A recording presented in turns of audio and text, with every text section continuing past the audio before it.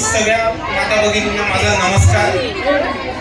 सर्वात पहिले मी आपल्या सर्वांचा, सर्व शिवसैनिकांचा खूप खूप धन्यवाद करू इच्छितो की आपण सर्वांनी आम्हाला इकडे बोलवलं, आमचा मान सन्मान केला आणि आम्हाला आपल्या मंदिरात बोलवलं. म्हणून त्यासाठी आपला खूप खूप धन्यवाद.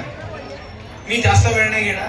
मी नुसतं एवढंच म्हणतो की एक महत्वाची युती ही मागच्या वर्षी झाली होती, ती म्हणजे शिवसेना आणि वंचित बहुजन आघाडी एकत्र येऊन लढायचं ठरवलेलं होतं. आणि आपल्या बरोबर जे झाले ते अतिशय वाईट झाले. जे उद्धव साहेबांबरोबर झाले ते खूप चुकीचं झाले, ते अख्ख्या जगाने बघितलंय. आणि ह्याच्यामध्ये आपण काळजी नका घेऊ, कारण काही झालं तरी वंचित बहुजन आघाडी ही शिवसेना बरोबर राहील आणि आपण एकत्र लढूया आणि जिंकूया. आणि त्याच बाबत आपल्या सर्वांना एकच गोष्ट म्हणून सांगतो की आपण सर्वांनी काळजी नका करू, कारण आता एकत्र येऊन लढायचं ठरवले तर आपण जिंकणारच.